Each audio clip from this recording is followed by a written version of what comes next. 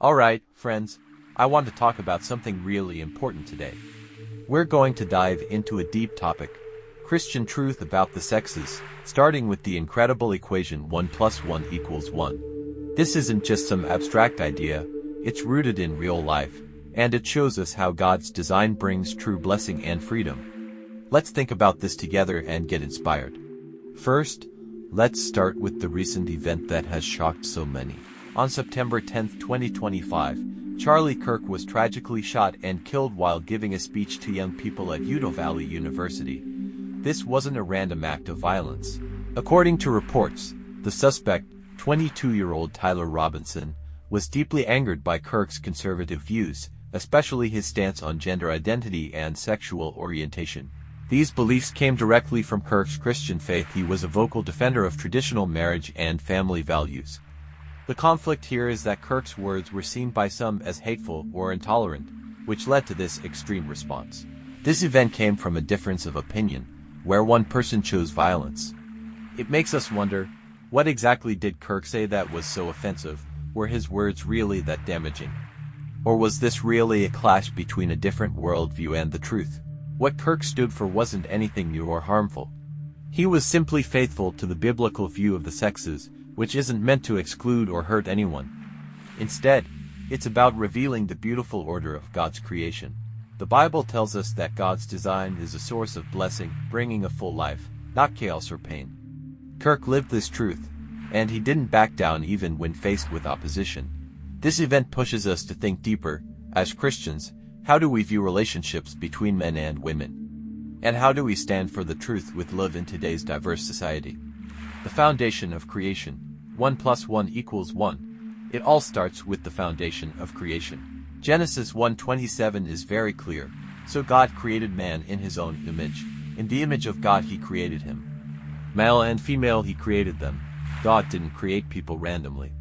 He designed men and women on purpose, both in his image.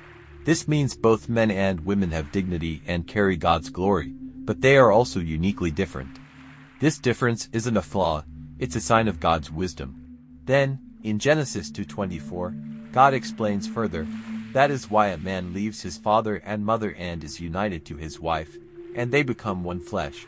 This is the amazing truth of 1 plus 1 equals 1. It's not simple math, it's a spiritual unity. A man and a woman joining in marriage aren't just two separate people walking side by side. They become one, completing each other. This isn't about being opposites or competing with each other. It's about harmony in their differences. Think of a key and a lock. They're different, but because of their differences, they can open a door. God's design is that clever. He lets men and women find their complete selves through complementing each other. Why did God design these differences? Let's look at their purpose. The differences between men and women aren't for conflict or to create oppression. They're for complementing, helping, and completing each other. Men are often given more responsibility for strength, leadership, and protection, while women show unique gifts in wisdom, nurturing, and building relationships. Of course, these aren't rigid stereotypes, but they are general patterns in God's creation, and everyone has their own unique personality. But overall, this difference is God's wise design, not a result of social oppression. Today, many people say gender is fluid or a choice, but the Bible reminds us that this order is a boundary set by God to protect us from chaos. For example, in the animal kingdom, male and female animals have different roles. The male lion protects the territory, while the female hunts and raises the young. This division of labor helps the pride thrive. It's the same for people. When men and women work together according to God's design, marriages are stronger, families are more stable, and society is healthier. Kirk often spoke about these things publicly. He wasn't attacking personal choices. He was inviting people to return to God's design, because he believed that's where true freedom and blessing are found. A living testimony, Kirk and his wife. Now, let's look at the real-life benefits of this view through the testimony of Kirk and his wife, Erica. They were a living example. They often talked openly about the importance of marriage and family, using their lives as a witness. Their marriage wasn't built on a romantic fantasy. It was rooted in faith, loyalty, mutual respect, and a shared mission. As a husband, Kirk always emphasized his commitment to Erica. He would say that marriage isn't a 50-50 deal. It's a 100-100 commitment. Erica would often share how they supported each other daily. While Kirk was speaking, Erica would be praying for him from the audience. In their private life, they read the Bible together and faced challenges as a team, never tearing each other down in front of others. This trust and unity made their marriage strong and lasting. Even when Kirk faced controversy, Erica was always by his side, encouraging him to stand for the truth. Their family life was also full of joy. The Kirks saw raising children as a sacred calling, believing that kids aren't a burden, but carriers of their culture and faith. Kirk once said publicly that the family is the basic unit of society, and if it falls apart, society will fall into chaos. They taught their kids about biblical values and to respect the differences between the sexes. Imagine a home where the father leads, providing direction and protection, and the mother nurtures, bringing warmth and wisdom.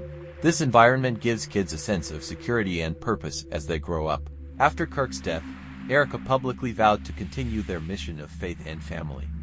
She said that Kirk's witness wouldn't end with his death but would continue to shine through their family and ministry.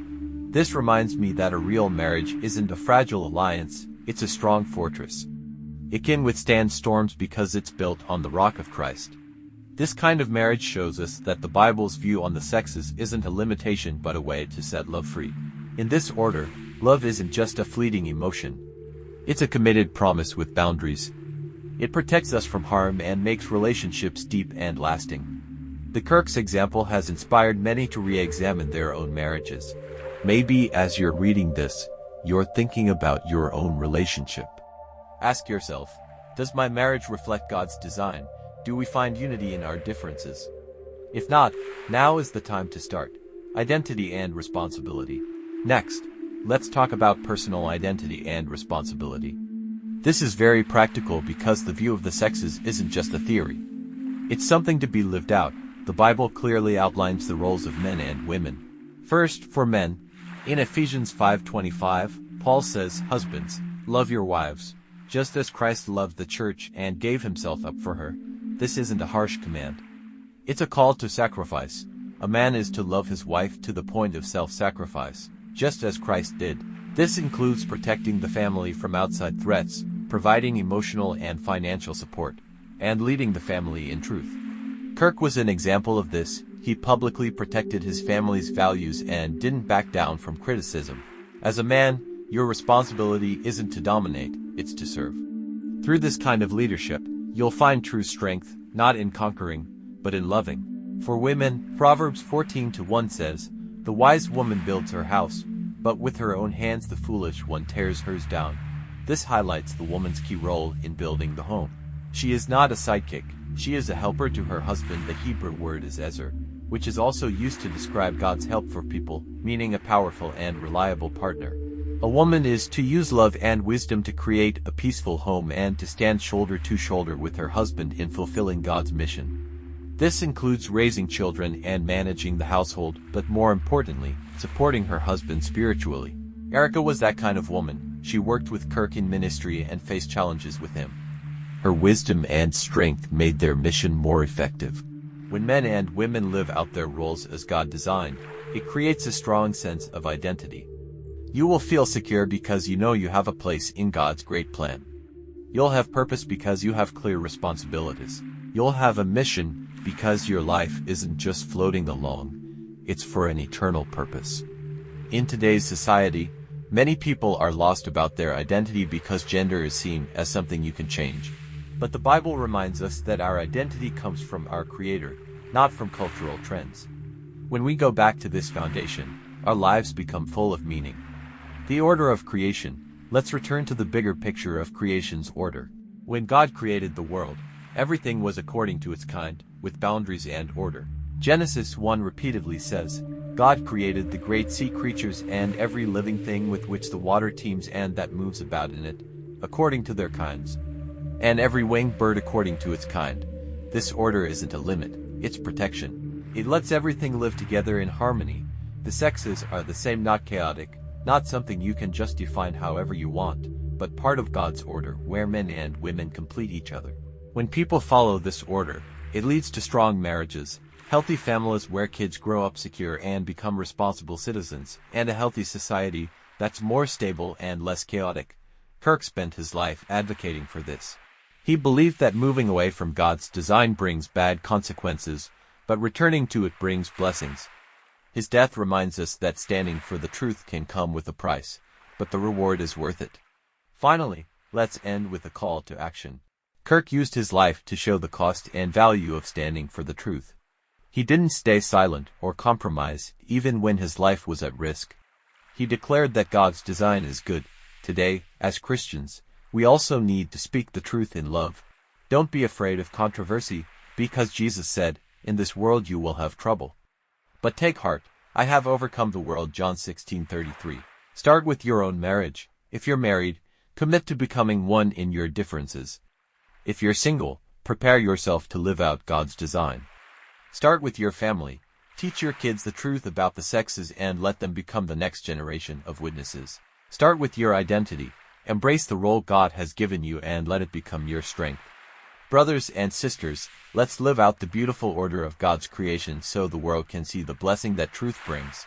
Kirk's testimony isn't an end. It's an invitation for us to keep going. May God bless each of us.